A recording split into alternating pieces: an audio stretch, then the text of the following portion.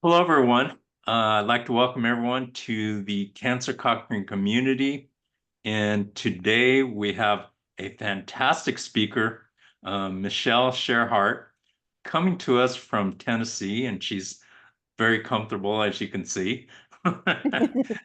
And so, what I'd like to do is uh, introduce Michele, and can you please tell us a little bit about who you are, and then share your story, and we can go from there. I can do that. Thank you, Mark. It's been such a pleasure getting to know you, and I am really honored that you invited me to speak to your group today. I don't know, it was just a little bit of a surprise, but I'm happy to do so. Um, I was diagnosed with CML. It's chronic myelogenous leukemia, a blood cancer, 11 years ago. No, 13 years ago. It was in 2011. And it wasn't something that I expected. I had every single symptom you could imagine for leukemia, the night sweats, the bruising, the tiredness, the rash, the fullness in the abdomen. I had them all. And I explained away every single symptom, thinking that it could be related to ovarian tumors I had had 7 years previous. And those ovarian tumors, that surgery was rough. They were borderline. I was told they could come back, that they could regrow. I would be facing another surgery. And so, kind of in the back of my mind, I always thought, maybe that's what's going on. So I just kept kicking the can down the road and saying, well, maybe it'll get better, maybe it'll get worse. And ironically, I had an eye appointment for glasses, and my optometrist started asking me these non-optometrist questions, such as, do you have high blood pressure? No, I have super low blood pressure. And he's like, do you have anemia? And I'm like, no, I don't think so. And I said, you're starting to freak me out. And he explained that inside my eyeballs, my capillaries were burst and there was blood inside my eyes, and he recommended that I see a doctor. And all these little tiny things that I explained away started compounding a little bit and thinking, okay, he's probably right. And I had an appointment with that original gynecological oncologist, my yearly checkup, in a week. So during that week, I just prepared myself for that the tumors had come back and that I was going to be facing another surgery and I would be okay. What I didn't expect was a leukemia diagnosis. I went in with all of my symptoms and he said, let's do some blood work and we'll do a CT scan. This is normal. This is what happens when I go see him every year, and we'll talk about it tomorrow. So it's a funny little story. I left, it was 5 o'clock. I was getting ready to go back to my parents' house after my checkup, and I get in the elevator, and this doctor gets in an elevator with me, and he takes one look at me, and he looks at me, and he's like, "Are you okay?" And I'm like, "Yeah, I'm fine. How are you?" And he was like, "Are you sure you're okay?" And I assured him I was fine. I left, kind of going, "Don't I look okay?" Kind of confused, and went home. Went to my parents. I was staying there. It was 2 hours from my home. And the next morning, I got the phone call, and I literally was brushing my teeth in the mirror. Just, in the bathroom, looking in the mirror, brushing my teeth. My phone rings. It's my doctor. And he said, I don't know how to tell you this, but you have leukemia. I need you to go to the emergency room. I have a doctor waiting for you. And I will never forget looking in that mirror, toothpaste dripping, toothbrush in hand, going, What do you mean I have leukemia?" It was, I think I was just shell shocked. And he said, we got your blood work back and you have leukemia. And I asked him how he knew, and he explained that my white cells were astronomically high, and that could I please just get dressed and go to the hospital, which I did. And at that point, I think shock kind of sets in and you just kind of go on autopilot. And I went and asked my father to take me to the emergency room. He told me not to drive. He was afraid my brain was going to start to bleed. And all this time, my mind is just on what do I do? What do I do? What do I do? Got to the emergency room, sat down, got me right in, put the curtain around, and there I was by myself going, I have leukemia. Back then, we didn't have smartphones. I didn't have my computer. I didn't know what leukemia was. What I knew of leukemia was that children got leukemia. I knew nothing. The nurses started coming in, the IVs started going, in and out, in and out, in and out. And I started asking them, could you please print information off on leukemia. I need something to read. I need something to do. I don't know what to do. I need information. And I think because of my insistence, just to shut me up, basically, they started printing stuff off. And they started bringing me papers. And I'd read those and I'd be like, bring me more, bring me more. About an hour later, the curtain opens up and I look up, and who's standing there but the doctor from the elevator? And he says, it's you. And I say, it's you. And we kind of laugh. And I'm like, what was it about me that made you ask me if I was all right? And he just said, you just looked very sick. So that started my journey, and I still on autopilot, complete autopilot. Okay, what do we do? Am I going to die? Am I going to live? Those questions when you first hear the words, you have cancer, that you want to know. Am I going to die soon? Am I going to be around for a while? Is this treatable? And so we went on, through the process of the day, and they were bone marrow biopsy and ports put in and all of these things. And it wasn't until late, late that night when I was alone that I broke down. And it was the gravity of the situation was I have cancer. I have leukemia. What next? What do I do? Where do I go from here? And after probably sobbing for 2 hours, I had a piece come across me that said, you're going to be okay. Whatever it is, you're going to make the most of this journey and you're going to be okay. So over that hump, the next big hurdle for me was the next day. And of course, that got busy with all the treatment and all of that sort of thing, was telling my children. That was the hardest part of the journey for me. Yes, they were adults, but it didn't matter. I loved my life. I loved my family. I loved my grandkids. To to hurt them hurt me more than the leukemia, to be honest, to make them fearful.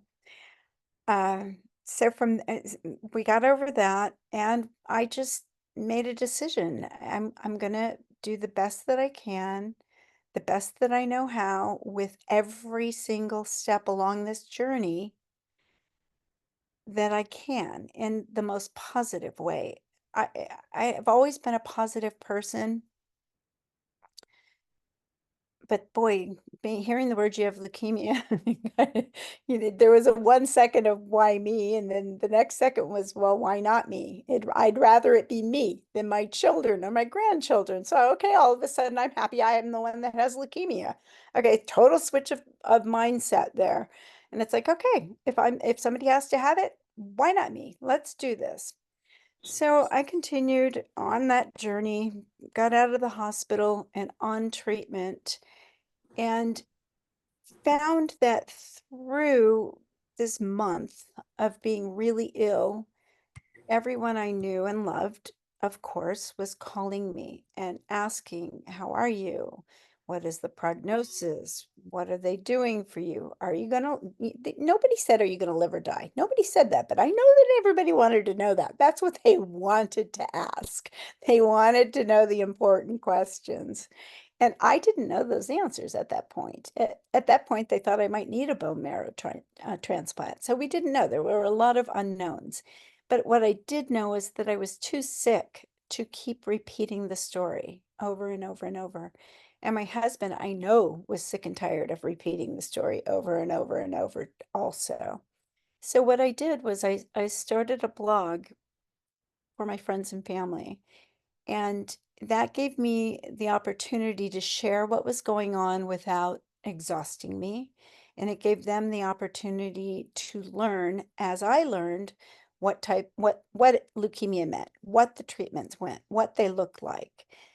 And hearing you're going to have cancer for the rest of your life is a little undaunting, because CML is not, it's treatable, it's not curable.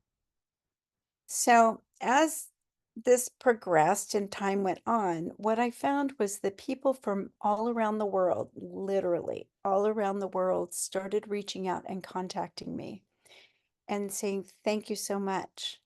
I have CML too. I didn't know anybody else felt this way. I didn't understand what CML was." And just the connection of other people going through the same thing that I was going through gave me a sense of purpose. It made me get up every day and learn a little more and reach out a little more and help who I could. I could encourage, I could listen, I could support all of these people that I didn't know. And I didn't know there was a need for something like that. And I never intended to become an advocate for others. I really didn't. I was always really private. And now my whole life for the last 13 years is on a blog, the good, the bad, the ugly, all of it. But I found having a purpose and helping others helped me. So that is a blessing. I learned my inner resilience and my strength that I didn't know I had to fight this. I mean, when you have cancer, and no matter how long the treatment, and I imagine it's very true for a lot of treatments, that even when you complete that treatment, you still have lingering side effects and things that happen because of the treatment that you deal with probably for the rest of your life. I don't know because I my treatment is continual, but it does get weary making. And every 3 months, I have to have blood work and I have to check and I have to change my medication and I have side effects every day. I have side effects. Some days I have more, some days I have left. But I am so grateful to be here that that's okay. You know what? If I'm nauseous, I'll take a daggone Zofran and keep on going. You know, if my bones ache, maybe I'll sit on a heating pad today, but tomorrow I'm going to be out in the pool swimming laps if I can.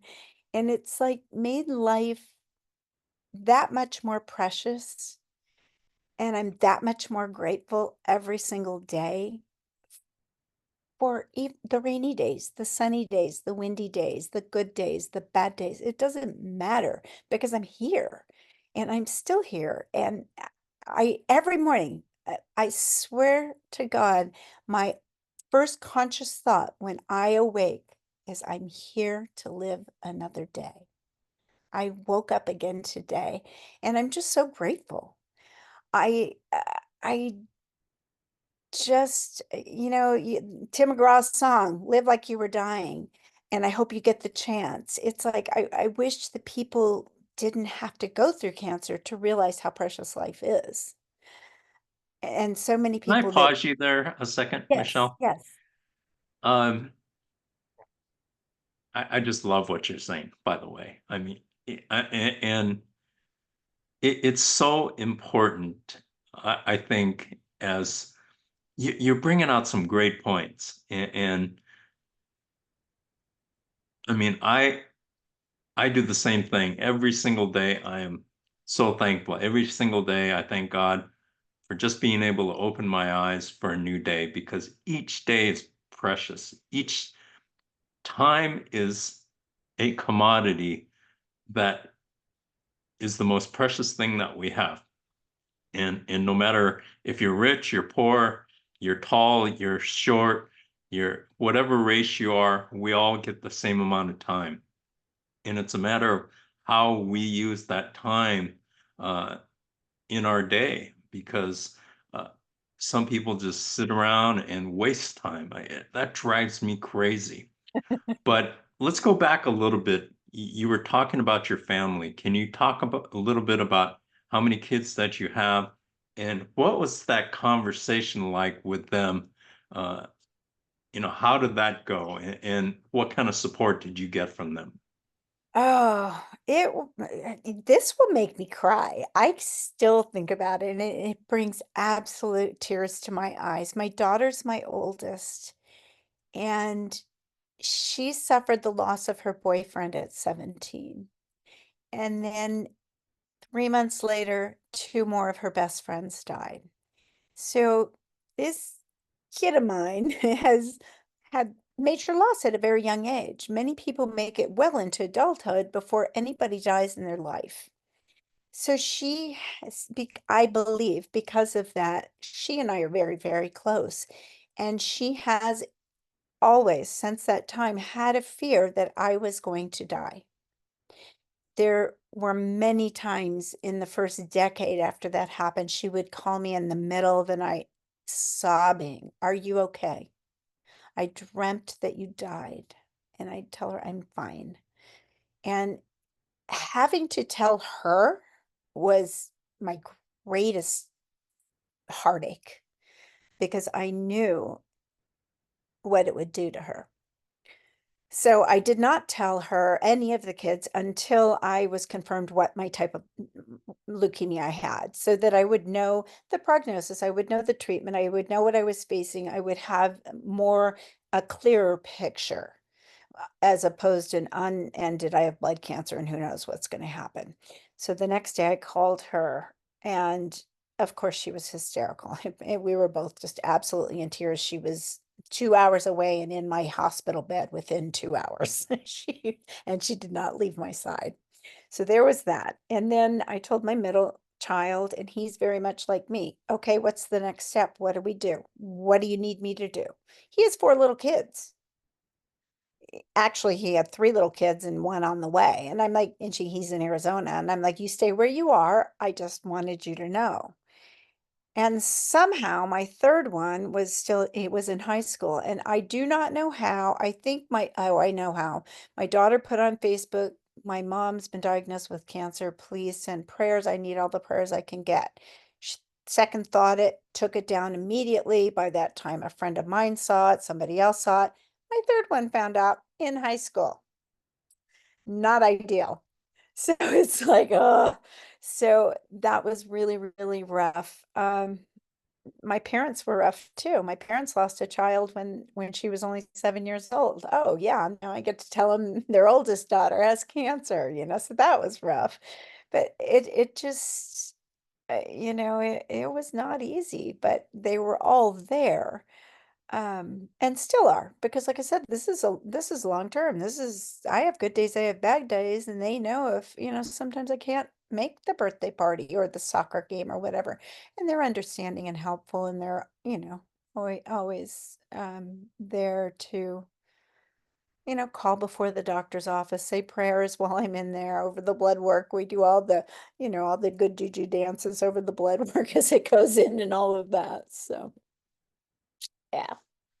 So that's how they're pretty great. And the grandkids even, they're good too. Oh, God bless them. They collected money for the leukemia since they went and asked all their friends for money to give to the leukemia. They said there's got to be a leukemia place that does research on it, and this money is for them. So it was my first walk like the night with LLS, and they donated money for that. And it was just so cute, and they What always was that like in the fall of 2011?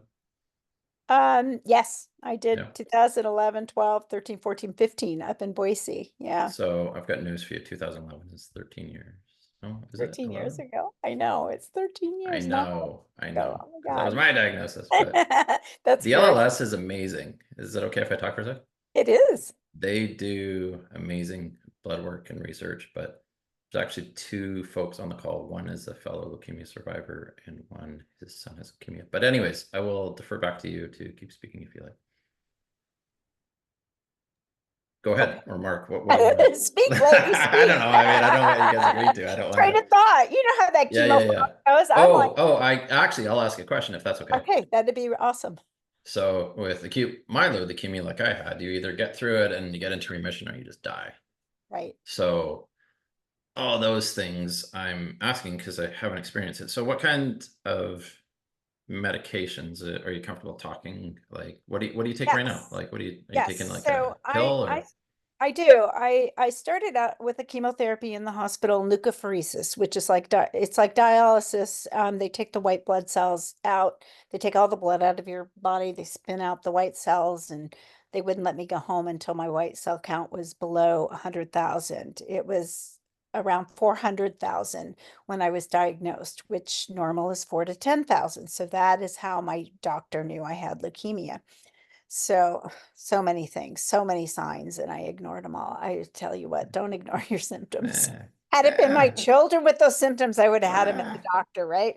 eh. So, I started on a pill called Sprycel, which I was on for 6 years, and it caused massive pleural effusions. And when I say that, it's got to the point where I was needing a thoracentesis, and they were draining 2 to 2.5 liters of fluid out of my left pleural sac every third day.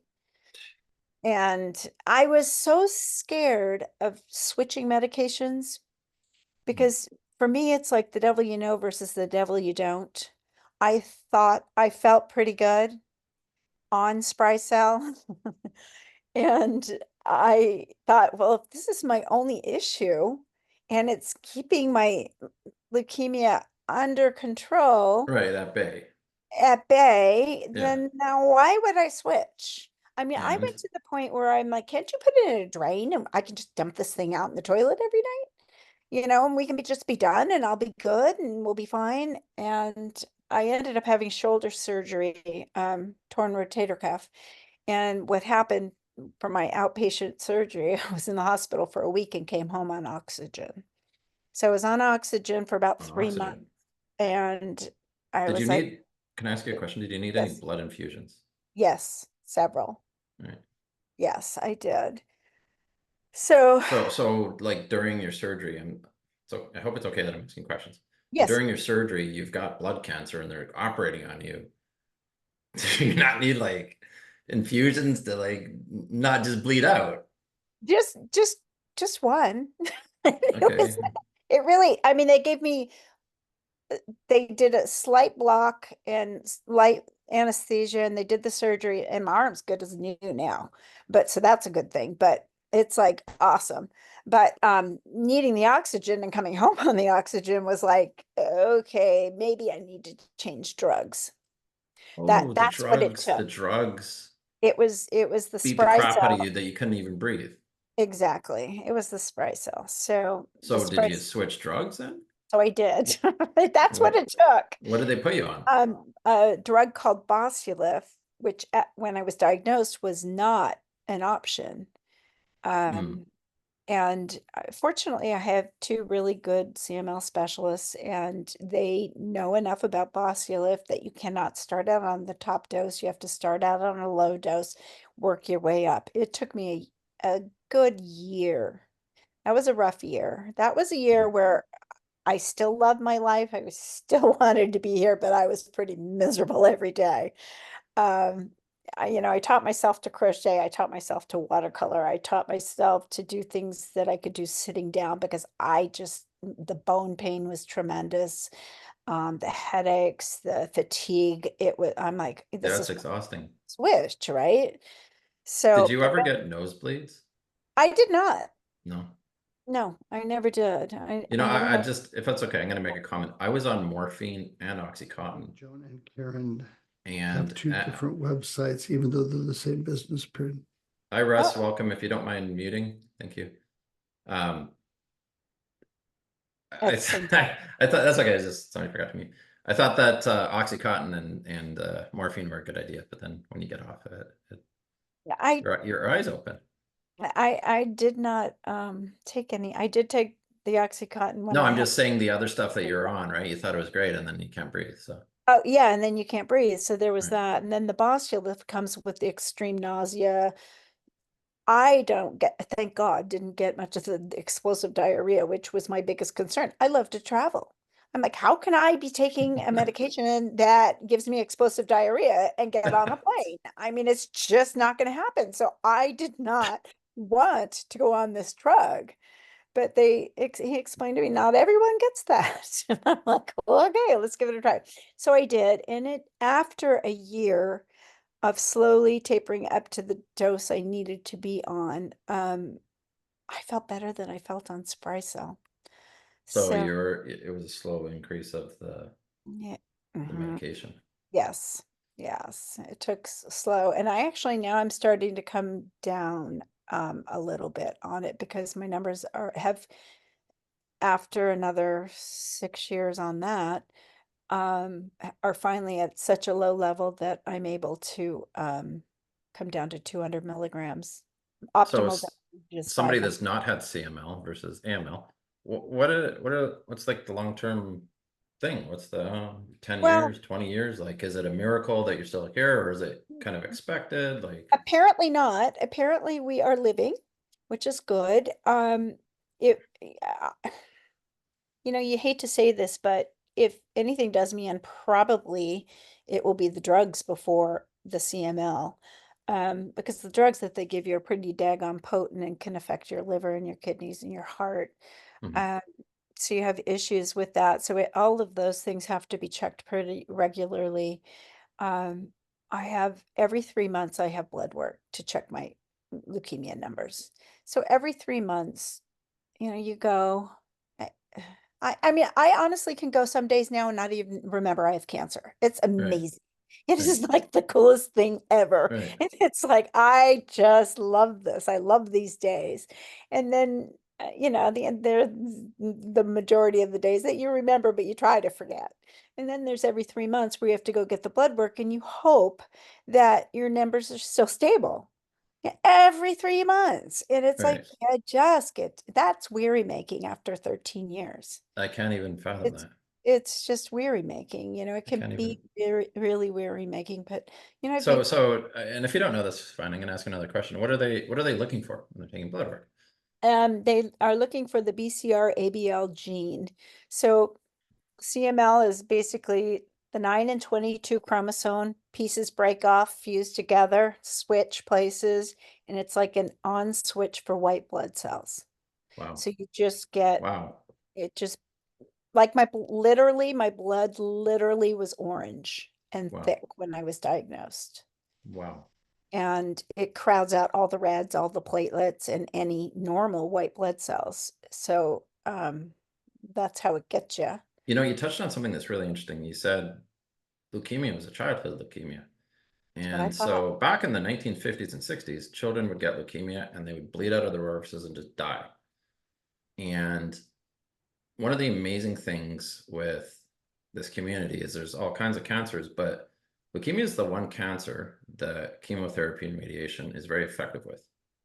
And I'm not going to comment on other cancers because I haven't had it. So please don't think I'm giving advice on, colorectal cancer or whatever. But you're not the first person that I've met, and it's wonderful to hear your story as a fellow blood cancer patient and survivor. That it seems to be doing its job, right? It is. And because CML is a one chromosomal switch cancer, it has opened the door to many other cancers being treated with targeted therapies. It's actually been a fascinating journey. I've learned so much. I've worked with many pharmaceutical companies and just learned so much about how it's worked. And it is fascinating to be a part of history, really. I mean, the fact that we're living and living longer, but the fact that they can take the same targeted therapies and target lung cancer or brain cancer and not have to destroy a person's whole entire body. And they can just target where the cancer is, all started because of Gleevec was the first drug, all started because of that particular drug and the way they treat So you're CML. saying our suffering has not been in vain. It has not been invented. It has not. Would you like to share anything else? Because I know there's a few guys here that is there anything you'd like to share? Because I wanna invite a few people to come on, Mark, if you're comfortable with that, and same thing with you, Michelle. No, Yeah, that's fine. I have a question for you, Michelle. Yes. What I've enjoyed since we connected is the fact that, and in fact, the guy below me is, I call him Mr. Positivity, and Russ Hedge. Anyway,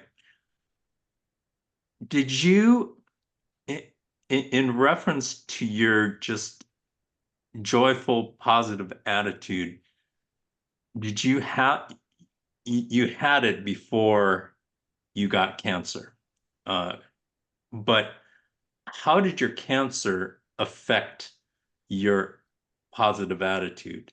Did it enhance it? Did it develop it? Oh, can you talk about that, please? I would say it enhanced it.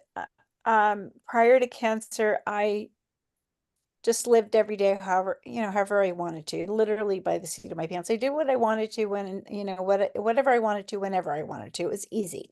I didn't, I wasn't ever very negative, but having a cancer diagnosis, it makes it even more important. And I am so much more grateful for every moment and every day. And I just don't have the time for the negativity in my life. Why? I do not understand why people cannot just be kind to one another. I don't understand why would you focus on negativity when we don't, none of us knows how long we have. None of us. It doesn't matter if we have cancer or not. You can be, get hit by a truck tomorrow. So why waste your time and your energy being anything but bringing joy and positivity into your life? I mean, it just made it that much more precious, that much more special, and that much more apparent Amen. that it's a waste of time Amen. to, I want to see if Brian O'Sullivan is willing to turn his microphone on and unmute or turn the camera on. Brian, are you able to do that? Because Brian's a fellow blood cancer guy. And I'm just kind of playing it by the seat of my pants because he may not be available. There he is. Hey, buddy, can you unmute for a sec? Oh yeah, sure now. So can you maybe share with Michelle real quick what your story is and maybe any questions you might have for her? Oh yeah, real powerful message, and I relate in different ways. I'm a stage 4 non-Hodgkin's lymphoma survivor, and my cancer was caught because I went for a routine physical as well, and I had no symptoms. Honestly, I thought I was doing really well because I got through 2020 thinking, well, I didn't get COVID. I'm doing great. And all of a sudden it's like, yeah, it's like, that January 2021 when your white blood cell count is at 16.1 and you're like, and you had no idea what that even meant. Well, I had no idea what that even meant. I just so cancer naive. And it's like, it's like, yeah, surprised you didn't get COVID, you got cancer. And then it's like all of a sudden it's like a few months later and tests. God, it's just been, it turned my life around because those 3 words, like you shared, those 3 words, you got cancer, was that start where it was just like, that was the first oncologist. I saw 4 different oncologists before I was able to be treated due to my battles with the insurance company and the financial toxicity caused by cancer. In fact, I was down in your area just last fall. I got asked to talk down there on a panel in Nashville about financial toxicity caused by cancer. I'm grateful for that. It's a beautiful city. I did get to spend a little bit of time there. I'm actually on my way to a in-person group I go to, but I'd love to connect with you. Actually, I was researching your blog, so I can message you through there, I think, right? Yes. Awesome. Absolutely. I love to chat more because I will say this. I know there's other people in here want to talk, and I don't want to talk and run here, but I just know that when you talked about your grandkids and telling your kids and your grandkids you had kids, my mind was, I got to tell my mother that her youngest son is going to die within 5 to 7 years, because that's what I saw when I looked at Dr. Google. that an illness that men in their 60s would get diagnosed with, and I was only 49. And just anyway, I really related. I'm grateful to be here. I haven't been on this meeting much, this group, but I want to come back here at least on my way to where I have to go at 8 o'clock on the East Coast. So, but I'm going to reach out to you. Thank you so much, and thanks for calling me out, Carrie. Thank you very much. That'd be awesome. So two things. One, if you want to speak, put your hand up. I'm just curious if Dave, are you willing to turn your camera on and unmute and share about Tyler? Hey, good evening. Thank you, Dave. And any questions you might have for her, but please tell us about Tyler again. So my son is 16 years old. He was 15 years old when he was diagnosed with AML. And he went through, just the long story short, he went through a very a tumultuous 2023. He was finally given a bone marrow transplant. He got to ring the bell and everybody thought everything was great. 7 months later, he had a relapse, and it was in March 2024. So we are currently in the middle of his, well, he begins his fourth chemo session on Wednesday. He's now dealing with two very difficult mutations in the AML cells, and so he is fighting that. We're trying to get him to beat the leukemia, but we're not sure exactly what's going to happen with these two complex mutations. So our focus has been on really clinical trial drugs and then finding the right bone marrow donor as well, because we're of the feeling we're going to beat it, and then we're going to have a bone marrow donor ready to go. So I'm so sorry.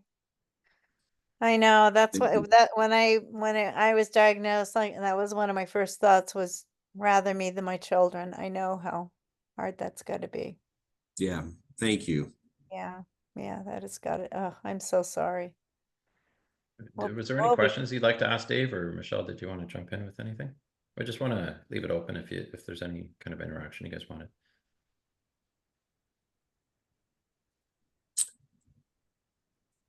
Where is he located, Dave? We're in Salt Lake City Salt right Lake now. City. Okay. Yeah, and so They have a good transplant facility there, I believe. yeah, They not? they do. They have the John and Hudson Center. They have, and that's connected with the University of Utah and Primary Children's Hospital, which is where my son is at. So the facilities are really good, which we're happy with. However, I have not stopped trying to seek second, third, and fourth opinions. This last week, I contacted some of the premier AML specialists in the world. I actually have one that's from the state of Texas. Her name is Dr. Alexandra Stevens, who has done considerable research with complex AML. She's now really on board and part of the oncology team that's serving Tyler. She's reviewed his entire file, and she's counseling the oncology team we have in Salt Lake City as well. So that's I and a small group that I met on LinkedIn are taking a very, very aggressive initiative of trying to get a hold of different doctors. I'm trying to get a hold of Dr. Stephen Lane in Australia right now. I'm blowing up his email, trying to get him involved. And so I won't stop until he responds. You know what? That's the best thing you can do. Honestly, I applaud you for that because so many people just take what the first doctor says as law and they don't question anything. I did find that in our community. I knew when I was diagnosed, for me, it was like, I need to find a CML specialist, someone who sees other CML patients like me. I need somebody who is aware of all of the things involved, with the disease. And what I found is that in our country and others, I'm sure, in the small towns where people are diagnosed with CML, most doctors have never seen or will ever see a case of CML. And we have lost numerous people due to just poor treatment or lack thereof. to CML when chances are they just refuse. Well, my doctor says it's okay if I miss my pills. If my doctor says I don't need to take them every day, my doctor, or whatever it is, and they just believe it. So I applaud you for You're searching saying advocacy, advocacy. So advocacy. Yeah. much. And I didn't intend to become an advocate for other people. I mean, it was never my intent. I never went out and said, this is what I'm going to do. Never. It just happened. It evolved. It happened. And people started saying, oh, the reason you got CML is because you've helped so many people. And I'm like, well, damn, I better keep helping them so I can stick around for a really long time. God, if that's your plan, then I'm going to keep on keeping on. So it Amen. just kind of worked out that way. But yeah, getting a second or third opinion, fourth, or whatever you feel like you need to do. If I could jump in, Dave, I'm always trying to find the decision maker. So if it's not the doctor, find the assistant, find the person that runs the schedule, connect with the decision maker, if that helps or makes sense. If that guy's not responding to his email, just find a decision maker, right? Like maybe it's his clerk or secretary or somebody, because people will always have their shield to hide behind when they're busy, right? So you got to get to the decision maker. Thank you so much, first of all, everybody. Russ Hedge, would you like to unmute, sir? I'm calling people out tonight. I'm just going random. Now I'll intentionally unmute. Please share your story, and just jump in if you want to share something with either Michele or Dave. The microphone's yours, sir. Well, Michele, I just wanted to say, first of all, I love your attitude. So you and I have the same attitude story. I was always an upbeat, positive person, but living by the seat of my pants and not really as intentional as I could be. And it's amazing when somebody tells you you have cancer, how much more intentional you get about life. I had some things go on in my life before that should have already focused me on being more intentional. God had gotten my attention. I was serving him, but I was not laser focused on every day, living every moment the way I would proclaim we should, because I'm a very positive, upbeat, tell everybody how to live, because that's the right way. But I wasn't always being so intentional and focused on what I needed. So yeah, it's really made me much more aware. Yeah.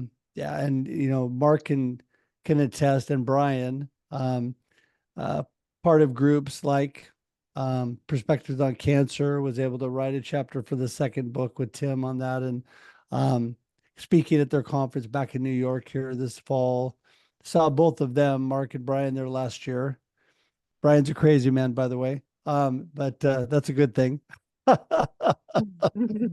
And so, yes.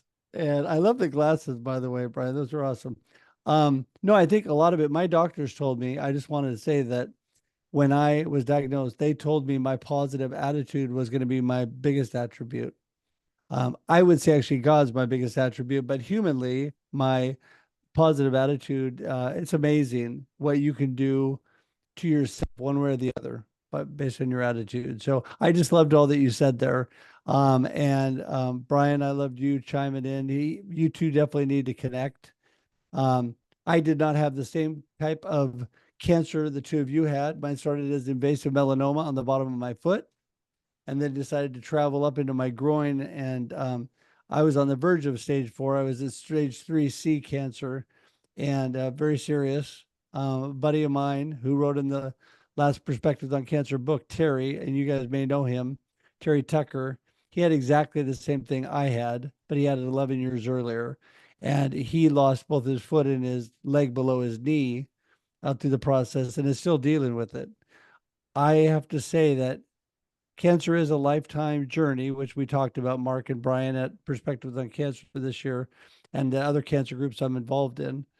But thank God the actual cancer itself, the disease, is gone. They were able to do 2 surgeries, 2 rounds of treatment. Unfortunately, the second round of treatment was such a major blow up. I'm left with lots of little precious gifts like type 1 diabetes and Oh, see? digestive issues, and Yeah. had an eye surgery. I'm about to get a cochlear implant for my ear. Oh, So I yeah. had a lot of those things that are left over. But the good news is, and that's what I like to always land on. The good news is that I can live with that. It's just a new life rhythm, and I can Absolutely. live with that. So yeah, Absolutely. It's so true, isn't it? yeah, And grateful to do so, yeah.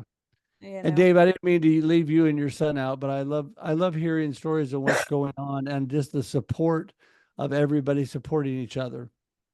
Yes. I'd like to So bring Dr. Parole on. You want to come back on? Yes. I'm sorry. I was in my son's karate class, and that was the noise earlier on. So, hi everyone. I am not a cancer survivor. I'm a dentist in New York, but I am a survivor of grieving sister. I lost my only sibling to oral cancer. He was 34, and it was during the midst of COVID. And what I wanted to share, I mean, listening to you, Michele, your attitude, I think Manu have the same attitude, like come what may. He, like you, wrote blogs, and those blogs I published into a book. He wrote it while he was in his last days, knowing tomorrow wasn't promised. And he's like, I know I'm not going to live forever. We're all mortal beings and we're all going to die one day. But the key to immortality is to leave something positive for the world to remember you with. oh, And so I often reflect on his wordings, because even though he was like almost a decade younger than me, his cancer made him wiser beyond his years. And he fought a lot of it alone due to COVID. And he would always write. And I think culturally, I come from an Indian background, and he had chronicled about it in a dental magazine, and my parents were on him like, why would you say something horrible about yourself and expose it to the world? And he's like, but it gives me a meaning, a purpose, and it's connecting me, like you mentioned, to a lot of people. And I never understood that at that time until I lost him. And now that's what I do with my advocacy, is reaching people, and I'll have random strangers or people around the world come and connect with me. In fact, I have somebody who's read a book, is a cancer survivor in her 70s, and she's like, I'm coming from a high school reunion to Long Island and I want to meet you. And she reached my office. And so I have all these wonderful connections, and the world's really a remarkably small place, and we're just looking for that. And Dave, I'm really sorry, and I pray for your son. And I don't think any parent should have to watch their child suffer. It is, and I'm sure you're a testament to this, and I'm holding back my tears here. It is one of the hardest things to watch your child or your younger person suffer and stand on the sidelines, unable to do anything. And I think it's one of the hardest things, and I hope that he recovers and is back in remission. So my prayers to your family. But thank you, Michele, for sharing. I just wanted to say that, what you said resonated so much with what my brother was saying in his last days. And I just hope that I understood him then What was your rather brother's than name? later. What was your Manu? brother's name? Manu Dua. Yeah. You resonate him well, and Yeah. I'm just feeling the love. So yeah. Thank you. thank you. Thank you. It's interesting, isn't it? What a wake-up call can do. Yeah. And Eddie. yeah, we live, we're trying to complete the things he never got to complete. Yeah. So Yeah. Yeah. I understand that. That's so Yeah. sad. Yeah. Thank you. Thank you for sharing. Thank you for sharing.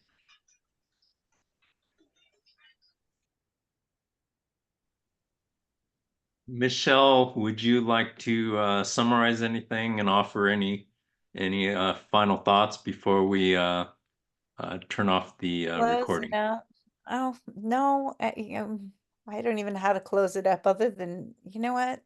We're all here. We all are breathing right now, and we should all try and live our best life right now, because tomorrow might not be promised. Tomorrow might be changed. And it might be hard and it might be a struggle, but you've heard the saying, you get more flies with, what is it? You get more flies with honey than Honey. vinegar or something Yeah. like that. And just being positive, even in the doctor's office, gets you in the room a little quicker and a little more time with your doctor. So, yeah, just be grateful. Be grateful for life and grateful for every moment. They're all so precious. Thank you so much. Very well said. Thank you, Michele. We're going to turn off the recording right now, but we'll continue.